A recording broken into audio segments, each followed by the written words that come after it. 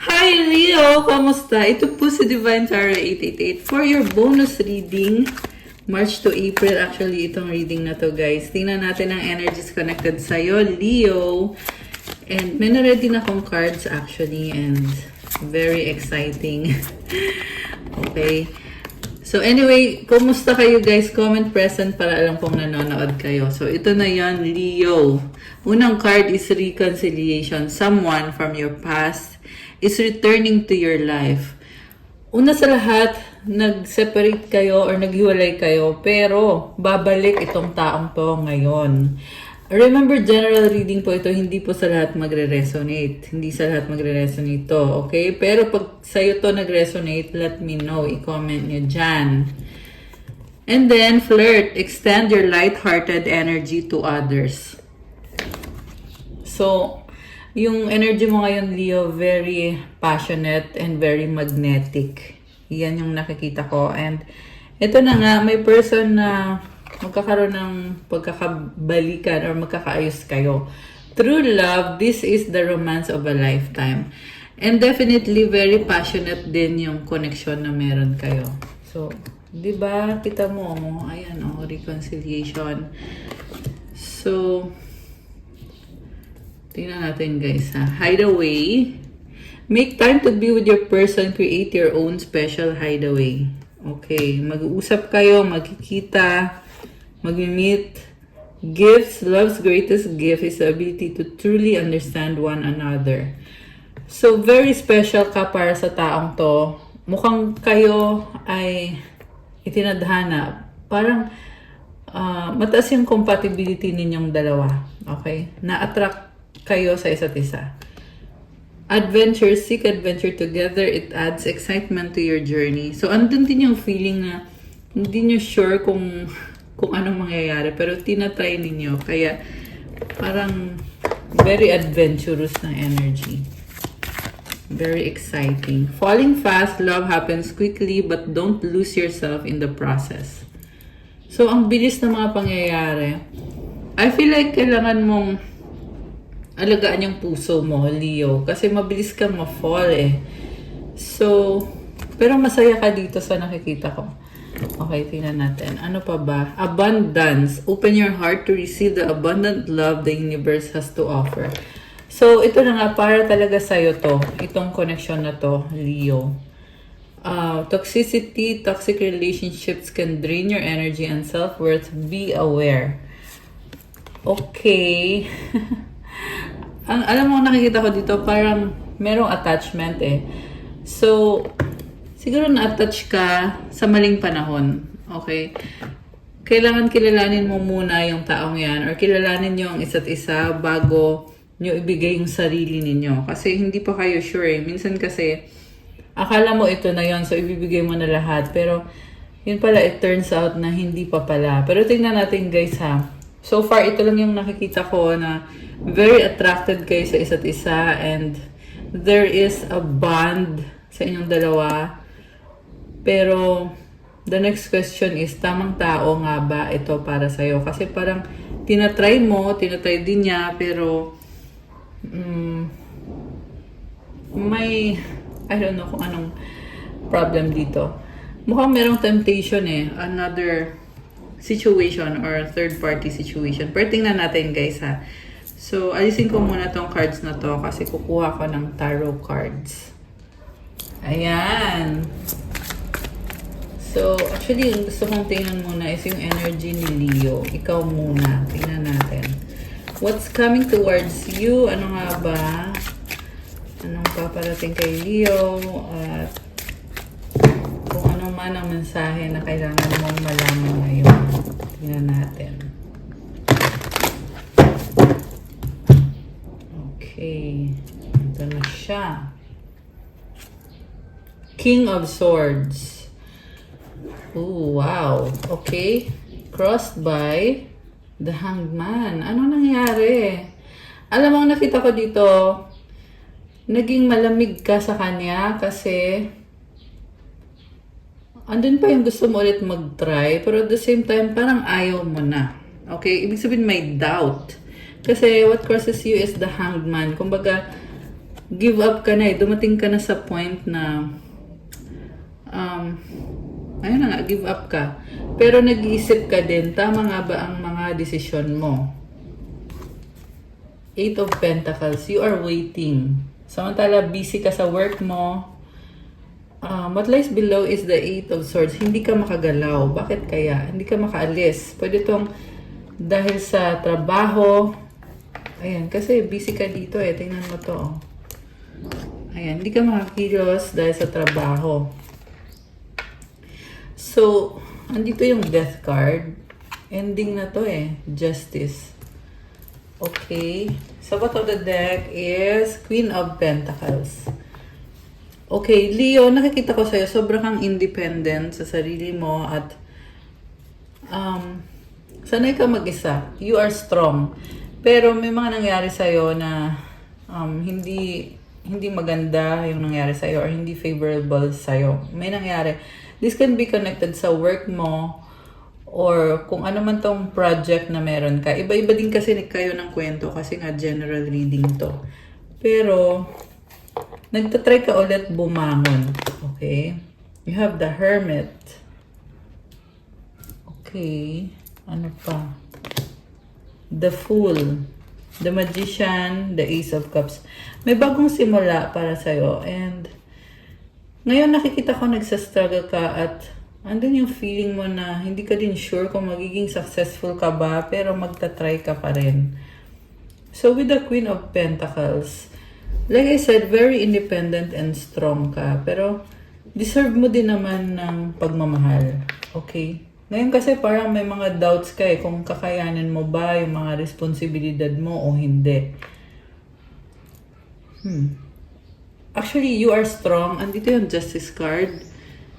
Pero, naranasan mo kasi yung hirap. Kaya ngayon, nagda-doubt ka kung kaya mo nga ba talaga o hindi. Pero alam mo, magpatuloy ka lang, Leo, kasi merong bagong simula para sa'yo. Ibig sabihin, may chance ka maging successful sa love life man yan, sa career, o kung ano man tong project mo. Meron talagang chance. Pero with this Death card, nagkaroon ka ng ending. So, yung dating ikaw, hindi na ikaw ito ngayon. Iba ka na. Lumevel up ka na. So, sa pag-level up mo, may kailangan ka ding baguhin sa sarili mo at iba din yung mga mangyayari. Okay, ano nga ba ang mangyayari? Tingnan natin. After nitong pagbabago, Knight of Cups. You're very hopeful. Knight of Rods. Andun talaga yung doubt eh. Pabalik-balik ka oh. So, may nakita din akong makakausap mo na magtutulungan kayo. The Empress. Oh, Five of Pentacles. So, ito na nga, nagsastruggle ka. Yung iba sa inyo guys, may naranasan kayong losses. Pwede yan financial or sa business or kung anong klaseng losses to. Pero sabi pa rin dito, andito pa rin si The Empress. Ibig sabihin, yung temporary na mga pagsubok na nangyayari, hindi ibig sabihin yan na huli na ang lahat. Kasi it's never too late. Kasi ang ganda ng energy mo eh. With The Empress, kaya mo pa rin bumangon ulit at lumaban. You have abundance. Kita mo yung mga palay-palay na yan. Yun nga lang, may mga challenges, syempre. Okay. Gusto kong tingnan from yung sa person mo. Oh, tingnan mo to, oh, Two of Swords. My fear and my doubt. So, ang mahalaga naman kasi dito, Leo, is lumaban ka lang at magpatuloy ka. Emperor is here. You are taking bold steps or actions. Okay. Tingnan ko yung intention ng person na kadil mo. Okay. Alisin ko muna to, guys.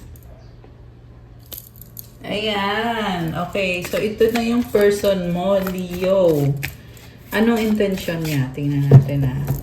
Intention ng person ni Leo. Okay. Ito na. Page of Cups.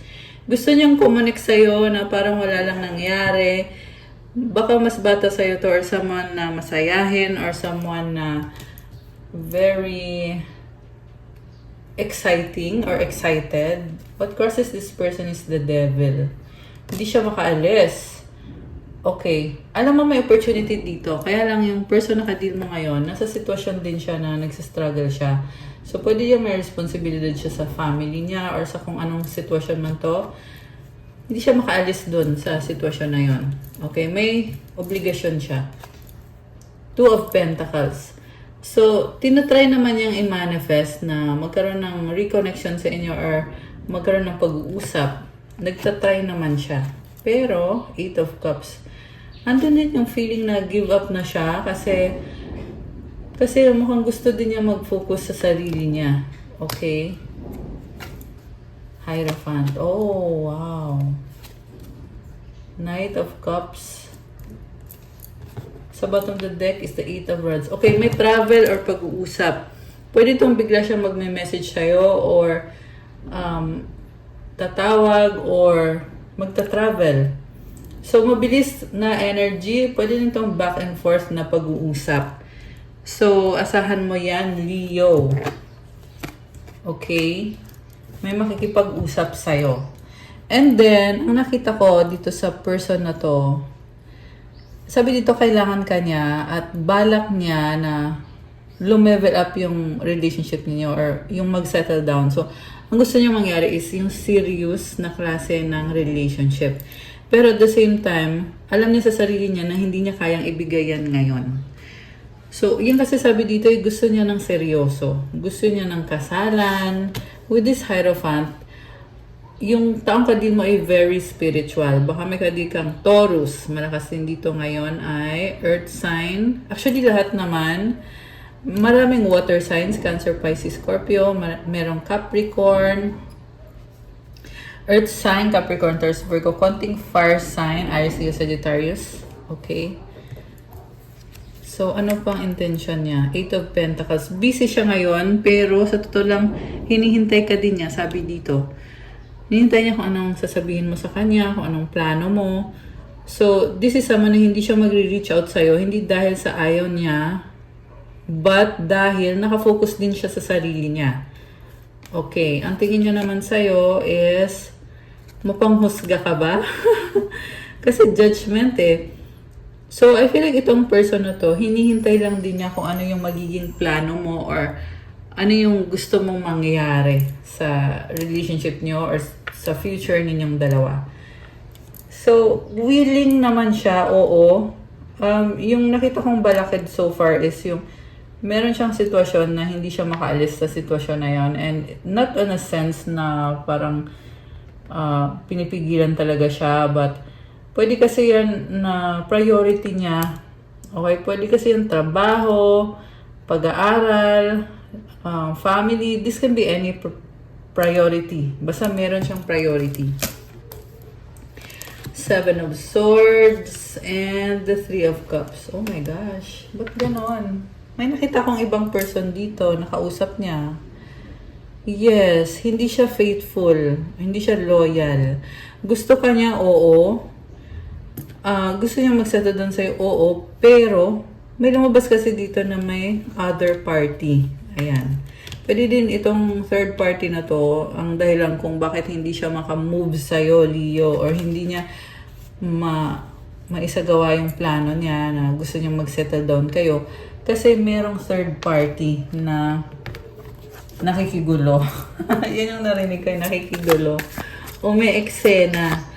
So, I'm hearing also toxic yung third party na yon. Pero tingnan natin na. Okay, the Magician. So, alam mo yung person mo nalilito. Sa totoo lang. Eight of Swords. Gustuhin man niya i-manifesto, pero hindi nga siya makagalaw. The Hermit. Ang inisip lang niya ngayon is, ano bang makakabuti para sa akin? Mas mabuti ba na wag ko na muna seryosohin si Leo at priority ko na muna itong isang sitwasyon na to. So, nagpapaka-practical lang siya. Hindi siya mapakali kakaisip. Nine of Swords. Nag-overthink death. Okay? Parang, ito yung taong natauhan. Grabe. Niloko ka niya, yes. Nag-cheat siya sa'yo, yes. Yan yung nakikita ko. Pero, natauhan siya. Actually, masakit sa kanya yung nangyari. Kasi, yung realization niya is that since hindi nga niya mabigay sa'yo yung gusto niya ibigay, then wala na siyang chance. Kaya, masakit to sa kanya. Kaya, hindi siya mapakali ngayon. Ten of Pentacles, Five of Swords. Okay, yung iba sa inyo guys, may pamilya to. Or baka kayo yung may pamilya at hindi kayo nagkakasundo kasi nga may other party pa siya.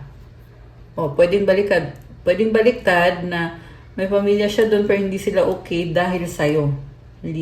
Leo, yeah, dahil sa'yo. Mukhang napapansin na lutang itong person na to, kaya ganon. Grabe. 2 of Cups. 3 of Pentacles. 10 of Swords. 10 of Cups. The Sun. Oh my gosh. Nagulat ako, ang intense ng reading. Okay. So, ito na nga, merong third party pero yung person mo hindi siya masaya doon. Hindi siya masaya doon, Leo. Ikaw yung mahal niya at ikaw yung hinahanap-hanap niya. Alam mo, inisip niya ngayon yung mga pangarap niya sa buhay, yung family, gusto niya ng happiness, positivity. With the Sun, naliliwanagan siya kung ano yung gusto niyang mangyari talaga sa buhay niya. Pero, sabi din dito, huli na ang lahat. Okay? Strength. So, nagpaplano siya ngayon. Gusto niyang mag-reach out sa'yo. Pero mag-ingat ka kasi may iba pa siyang kausap. Pero ikaw yung gusto niya. Lovers, oh. Baka may kadikang Gemini. Meron din dito kapwa mo, Leo. Air sign, Gemini, Libra, Aquarius. Fire sign, Aries, Leo, Sagittarius. Gemini, Leo, yan yung mga malalakas na signs. Meron din mga water sign, Cancer, Pisces, Scorpio. Grabe, oh. Ikaw yung gusto niyang makasama. Mahal ka niya. 2 of Cups. Alam mo, sabi dito, merong person na totally magkaiba sila, pero may partnership sila. Pwedeng kayo yan na may partnership kayo dahil nasa meron siyang other party or third party, hindi niya mabigay ng buo yung puso niya. At nililihim pa niya yan with this Moon card. Kaya, napaka-intense. King of Cups. Mahal ka niya, sabi dito. O, hinihintay ka niya at namimiss ka niya. O, this is the kind of person na sobrang exhausted na. Or pwedeng ikaw yun, exhausted. Sabi dito pagod na Grabe. So, anong ibibigay niya sa'yo kung may iba pa siyang kausap? 4 of Rods, 7 of Cups. Alam mo, parang ilusyon to. Na, kunyari, kayo, pero magulo naman ang isip niya. So, anong silbi nun? Ng isang relasyon na it's not grounded in reality. Pero gusto niya ikaw. Pero paano mangyayari yon kung hindi siya makaalis sa ibang sitwasyon niya? Temperance, 9 of Cups. May naglalasing. Okay, merong alcoholic.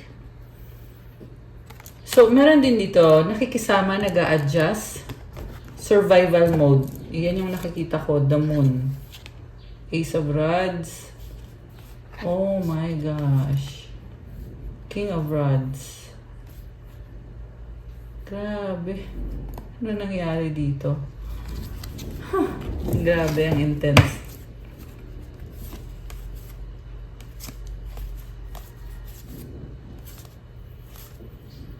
So, alam mo, with this Tower and the 3 of Swords, nakikita ko na, yes, meron nga siyang third party na nililihim sa'yo.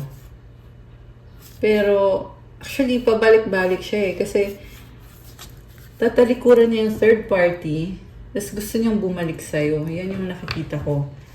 Kaya, ang hirap din ng ganyang klase ng relationship kasi hindi mo din alam kung pipiliin ka niya hanggang kailan. Okay. Anong mga mensahe ang gusto niyang iparating sa'yo? Tingnan natin